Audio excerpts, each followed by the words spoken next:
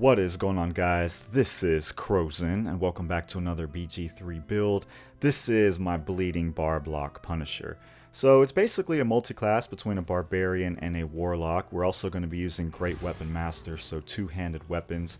And it's an all-out melee build that just punishes enemies. So we have all different kinds of effects going on here between bleed, maim, prone, reverberation, frighten, reeling, and then we also got the punishing side. So whenever enemies attack us, we can either use hellish, rebuke, or armour of agathys. And yeah, there's just so many things going on here, and I played with this build on my alternate playthrough and I had so much fun, so I thought I would share it with you guys here. And yeah, let's get into making a bleeding Barblock Punisher. So starting with our ability points, Charisma will be our main stat here. So if you have the Hag's Hair, then you want to go up to 17 Charisma. That way you can reach 20 Charisma with just one ability improvements. If you don't have the Hag's Hair, then you're going to have to wait until Act 3 in order to reach 20 Charisma. So in that case, I would start with 16. But otherwise, go with 17 Charisma if you do have the Hag's Hair. And then we're just going to go with 16 Constitution for the nice health increase, 14 Dexterity for the initiative, and then we're just going to keep Strength at a base of 10, and then I just lowered Intelligence and Wisdom down to 8. And then for skill proficiencies, we're going to go with Athletics and Intimidation. For our class, we want to start out with a Barbarian, because Barbarian will give us medium armor proficiency. So if we start out with a Warlock here, we won't be able to get that. So level 1 will be a Barbarian. So now that we're level 2, we can map out our level path all the way up to level 12. So at this point, you want to go ahead and multi-class into a Warlock, because our main priority is getting Pact of the Blade as early as possible. So for the subclass, we want to go with the Great Old One. For our cantrips, you want to go with Eldritch Blast and also Minor Illusion.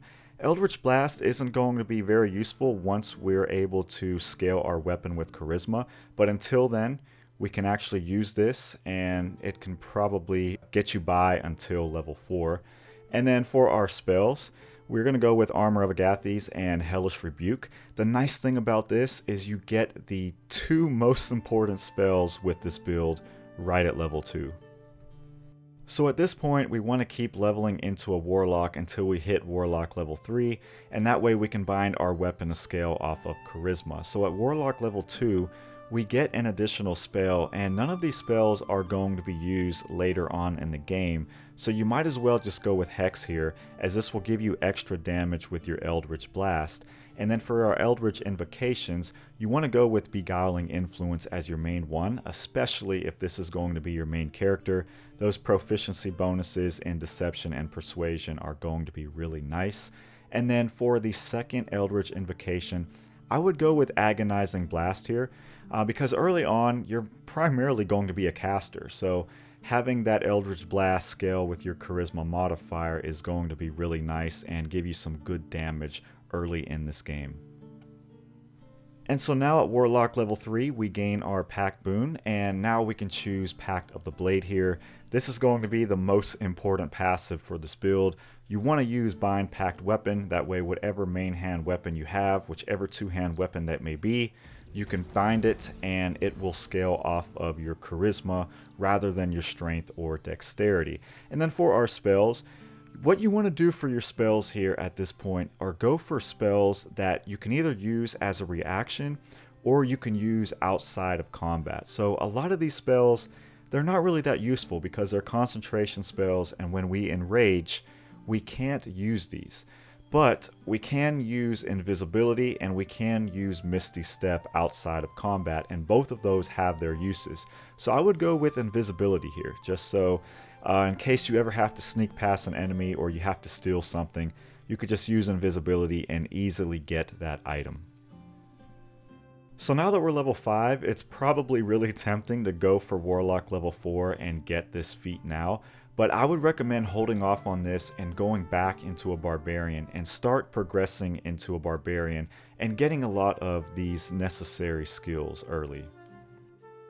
So now I would recommend going into Barbarian all the way up to Barbarian level 6, And at Barbarian level 3, we get our Bestial Heart, and we want to go with Tiger Heart here. Tiger Heart is going to give us Tiger's Bloodlust, so now we can get our Bleed, and we can attack 3 enemies at once, so it's basically like an infinite cleave that you can keep on attacking with every single turn. Now we get our feat at Barbarian level 4, and you have 2 options for your feat here, because the second feat isn't going to come until level 10. So you could either go for Great Weapon Master, or you could go for Ability Improvement and start getting that Charisma closer to 20, if not 20 at this point because of the Hag's Hair. So we're going to go for Charisma here, but again, if you want to use Great Weapon Master at this point in the game, you can go for this. But we're going to go for Great Weapon Master at level 10. So when you reach Barbarian level 6, you will get your Animal Aspect, and we want to go for Aspect of the Beast Wolverine. This will give you the Maim ability whenever you use Tiger's Bloodlust, and it basically shuts down melee enemies, and it keeps all of your enemies kind of grouped up so they can't move, and it just really pairs up nicely with AoE attacks, or if you have any other ranged party members where, you know, they're not going to be able to get hit by the melee enemies. So now that you hit level 10, you want to go back into a Warlock. We're not going to be leveling up Barbarian anymore at this point with this build, so you're going to miss out on Feral Instinct with that +3 bonus to initiative, but we're going to get that with our armor, so we're not going to miss out on too much. So go back into a Warlock and select your second feat. So if you selected Ability Improvement and you got your Charisma up to 18 or 19, then at this point, go for Great Weapon Master. And then for our cantrips, I would just pick Friends here, as this can help you out in dialogue situations. And then for our spells, I'm going to go with Misty Step here. We still don't have our level 3 spells yet, so at this point, this is really the only one that could be beneficial to us outside of combat. So now at Warlock level 5, we get Deep Impact, which means that we can have a total of 3 attacks per turn, as this will stack with the Barbarian's extra attack, and that would mean 4 if we count Great Weapon Master. And now we get an additional spell, and we get a really good spell here, which will be Counter Spell, which we can shut down any kind of spell as a reaction. And then we also get one more Eldritch Invocation, and what I would do for that is I would just go for Devil's Sight here. None of these other ones seem like they're going to be too useful for us in this situation. Just go for Devil's Sight, that way you can see in the dark. So now we hit level 12, and we don't want to level up a Warlock anymore at this point. I know they get Entropic Ward, but that's a reaction, and that's going to conflict with our other reactions. So what I like to do here is I take a 1 level dip in Sorcerer. But you have different options. You could either go for a 1 level dip in a Cleric, War Cleric more specifically, but you know, that doesn't really fit the RP vibe in my opinion. You could go for a Fighter and get Fighting Style. You could even go for a Wizard and you get additional spells that way, and you know, all of those are good options, but I go for a Sorcerer and I go for Storm Sorcery. That way, whenever we cast a spell as a reaction, while we are enraged, by the way, we can cast Fly on the next turn and not trigger any opportunity attacks, and we could just cover more ground that way if we need it. And we also get 2 additional spells, and we get some good spells here. We could get Shield, and we can also get Feather Fall, and both of those are pretty useful for this build. We can cast Shield as a reaction as well, and then Feather Fall, that's always nice to have on your character. For the cantrips, I really wouldn't worry too much about it here, as we're not really going to be casting these, but yeah, just go for ones that you think are going to be beneficial to you. Maybe you want Fire, maybe you want Shock, something like that. But yeah, that's how we are going to level this character all the way up to level 12. Next up is our gear setup, and a lot of our items here you could either get in Act 1 or Act 2, minus the helmet, amulet, and the weapons. So we're going to start out with the helmet here with Mask of Soul Perception. This is going to be super important because we get a +2 bonus to our attack rolls and our initiative rolls. So that means we're going to hit more frequently with Great Weapon Master on, and then also we're going to start earlier on in the turn. We're also going to go with Flesh Melter Cloak just in order to punish enemies with acid damage. Adamantine Scale Mail, this way attackers can't land critical hits, and we can also inflict reeling on them whenever they attack us. Gloves of Dexterity, this is mainly for the attack roll, so it's going to combine up really nicely with Great Weapon Master, but also for our initiative. And then Boots of Stormy Clamor, this is going to give us reverberation every time we inflict bleed. And then we're also going to go with Amulet of Greater Health. This really isn't necessary for this build, but it will make us more tankier, and we will be able to survive a lot of hits in melee range. We're also going to go with Killer Sweetheart and Caustic Ban for our rings. Both of these rings work out really well with AoE attacks, so it's going to work out really well with our Bloodlust move that we have from the Tiger Heart. And that means that, you know, we can get 2 criticals or even 3 criticals if we trigger the Killer Sweetheart ring. And then also Caustic Ban is just going to add that 2 extra acid damage to each enemy. And the same thing applies for our weapon here with Sword of Chaos. So every single hit that we do, we're going to regain hit points. So if we attack 3 enemies in a single hit, you know, that's just going to stack up all kinds of regen for hit points here, which is going to be really nice with this build.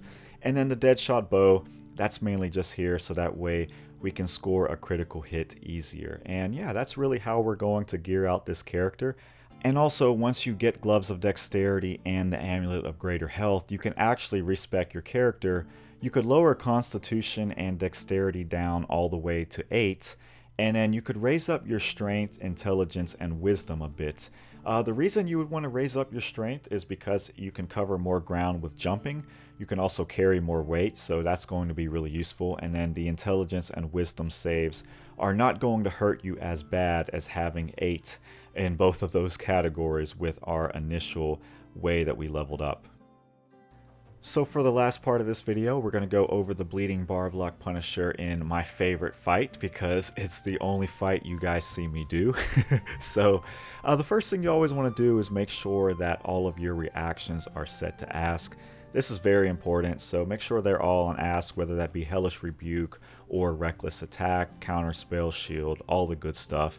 And then also make sure that you cast Armour of Agathys outside of combat. That way you already have this thing ready to go. You don't have to waste a turn casting this. It's already on your character. And then make sure that you bind your pack weapon every single long rest, because a lot of times you could forget this. Then you wonder why your damage isn't really adding up. So make sure you always use bind packed weapon.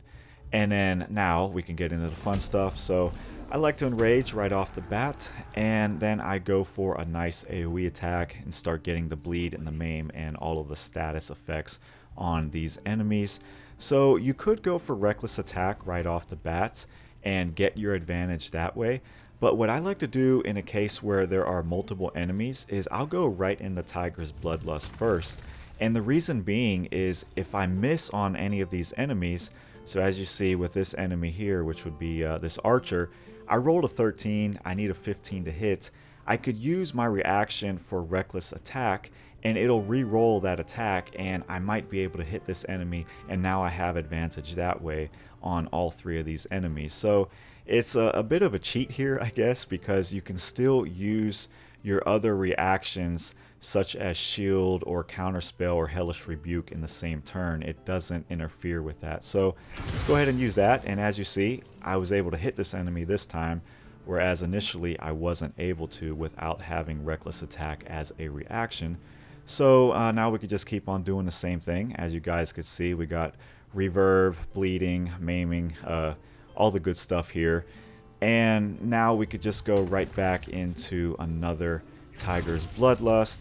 We get a critical there. And now, yeah, that's kind of how we could keep going. So let's do one more. And we got 2 more criticals there. This enemy is dead. This enemy has 9 health. And this one has 2, which they will die from the bleed. So another cool thing you could do is you could start getting Armour of Agathys to start working for you here. So we could actually trigger this opportunity attack. It's going to hit this enemy and it's going to kill them if they hit us, or we can use Hellish Rebuke to kill them. So I would always try to move away from the melee enemies and trigger it this way, because they are going to be stuck in place anyway, so they're not going to be able to attack you if you move out of the way when it comes to their turn. So In a case like this, I mean, we could just go like right over here, trigger this opportunity attack. Let's not react to that. And then the enemy just dies. We don't even have to use hellish rebuke here. And now we could just go and stay up right in melee range here and lock onto these two enemies.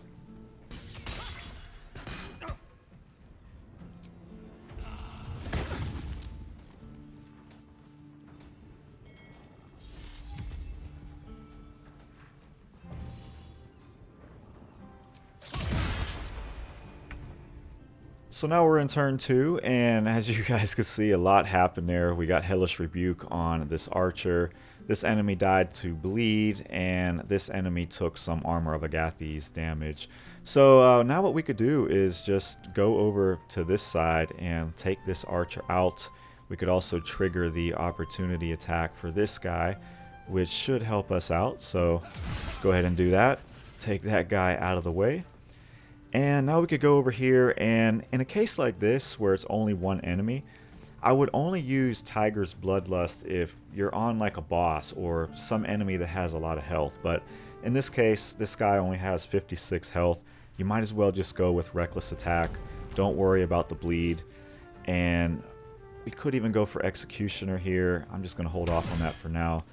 And yeah, just go for Reckless Attack and then just go right into your main hand attack. Kill this enemy this way. We got a critical anyway for that. And now we can even fly if we really wanted to. So as you guys could see, I just don't have the movement to get over there. But with fly, I do. Probably if we jumped as well, I probably do have the movement for this particular instance. But yeah, we could go over here and we could just take out this enemy next. So let's go ahead and fly. And in this case, I'll probably just bleed this enemy since this might be our last attack here. And let's go ahead and use Executioner there. And yeah, I'm fine with that. So another thing that you guys can do here is if you have a party member that can create water, you might as well go ahead and use that, because that is going to give your Armor of Agathys an extra 15 damage.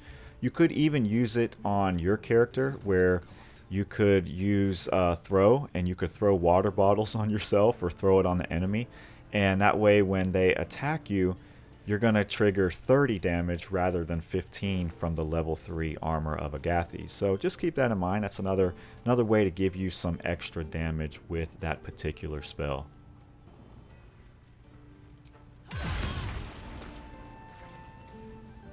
And as you guys saw there, that enemy took 30 damage and also got knocked prone due to having 5 stacks of reverberation. So pretty neat there, but what I need to do just to make sure that I don't miss on this attack is put on my Great Weapon Master, toggle that off, so that way for sure I hit this enemy, because 84%, you never know.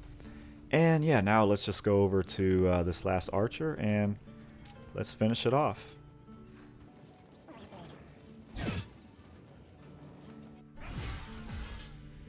So I hope you guys enjoyed my Bleeding Barblock Punisher build, and I recommend you guys to give this one a try. It's just one of those builds that's just so much fun to use, especially over a traditional melee build, which may get boring kind of fast.